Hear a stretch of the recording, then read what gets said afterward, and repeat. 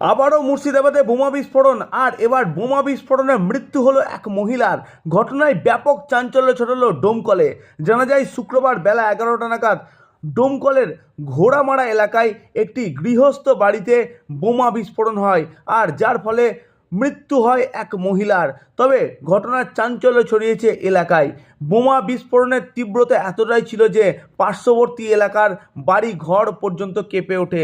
সমস্ত ঘটনার তদন্ত করছে ডোমকল থানার পুলিশ, আর এ নিয়েই উঠেছে রাজনৈতিক তরজা।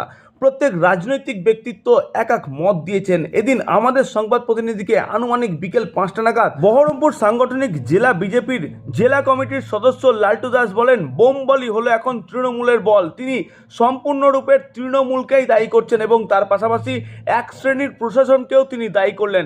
এ বিষয়ে লালটুবাবু আমাদের সংবাদ প্রতিনিধির টেলিফোন লাইনে বহরমপুর থেকে আর কি জানালেন, আসুন আমরা তার মুখ থেকেই শুনবো বিস্তারিত।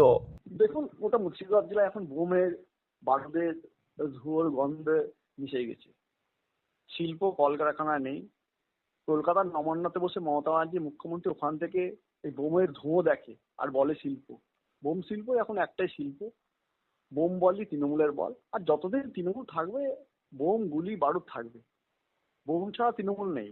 যেখানেই তৃণমূল সেখানেই বোম, যেখানেই গুলি সেখানেই তৃণমূল। তৃণমূল আর বোমের আলাদা কোনো সমার্থক শব্দ করে ফেলেছে। মুর্শিদাবাদ জেলা এখন বোম বলই তৃণমূলের বল। নতুন কিচ্ছু বলার নেই। যতদিন তৃণমূল থাকবে এইসবই থাকবে। মারা যাওয়াটা বেদনাদায়ক, দুঃখজনক, কিন্তু এটা তো দমকলের নতুন কিছু নয়। দমকলে ঘুম থেকে উঠে তো এখন দমকলের নাম বোমকল হয়ে গেছে। আলাদা কি বলবো, আলাদা কিছু বলার নেই। দুঃখজনক ঘটনা, বেদনাদায়ক ঘটনা, মর্মান্তিক ঘটনা। এটা হওয়া উচিত নয়।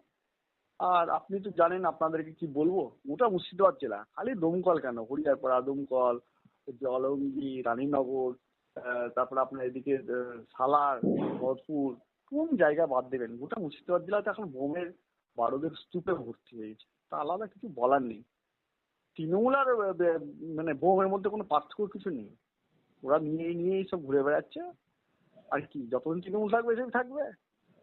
বোম থাকবে না তৃণমূল থাকবে, তাই হয় নাকি? বোম আর তৃণমূল এখন সমার্থক শব্দ। দেখুন, এক শ্রেণীর পুলিশ সব জানে। কিছু বোম মানুষকে দেখানোর জন্য, যে বোমগুলো ফাটে না, নিষ্ক্রিয় বোম, সেইগুলো নিয়ে এসে শো গেম করে থানায় নিয়ে এসে।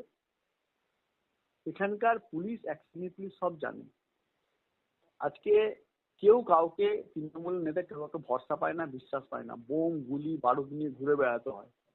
সে পঞ্চায়েতের মেম্বারই হোক, প্রধানই হোক, সমিতির মেম্বারই হোক, সভাধিপতি হোক, যেই হোক, এমএলএ হোক, তার যে কোনো ক্ষেত্রে তারা নিজেকে নিজে সেফগার্ড করার জন্য রাখতে গিয়ে সব রাখতে গিয়ে মারা যাচ্ছে।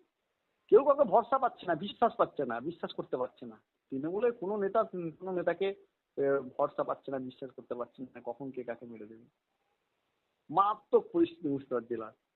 ভয়ঙ্কর পরিস্থিতি। যে ভয়ঙ্কর পরিস্থিতির সঙ্গে সাধারণ মানুষের প্রাণ হারাচ্ছে।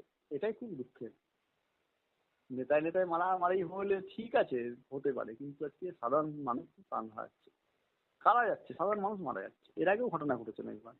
দেখলেন না যে এর আগে এবারতে যে আমাদের নির্বাচনটা হলো নদিয়াতে, সেইখানে বোম খেলা হতে গেলে বাচ্চারা মারা গেল, চোখে পড়ে গেল। এই তো হচ্ছে, বোম বলি এখন কিছু নেই। মুর্শিদাবাদ জেলা এখন বোমের ধুয়ো, শিল্প ধুয়ো বলে বোমের ধুয়ো ঘুরে বেড়াচ্ছে আকাশে বাতাসে। কিছু নেই। শেষ করে দিয়েছে। এই শুধু চলে যাচ্ছে, এখানে কাজ কাজ নেই, কাজের জন্য চলে যাচ্ছে বাইরে। আমরা চাই বাংলায় কাজ হোক, দু হাতে মানুষের কাজ পাক, এখানকার মানুষ এখানে ভাত খাক, এখানকার মানুষ এখানে থাকুক। আমরা চাই 2026-এ বিসর্জন হবে। নিশ্চিত থাকুন, 2026-এ বিসর্জন। মানুষ এদেরকে চাইছে না, মানুষ থেকে দূরে চলে গেলে এদের কোনো কর্মসূচি নেই। বোমবল ফোমবল নেই, ঘুরে বেড়ানো ছাড়া এদের কোনো কাজ নেই এখন।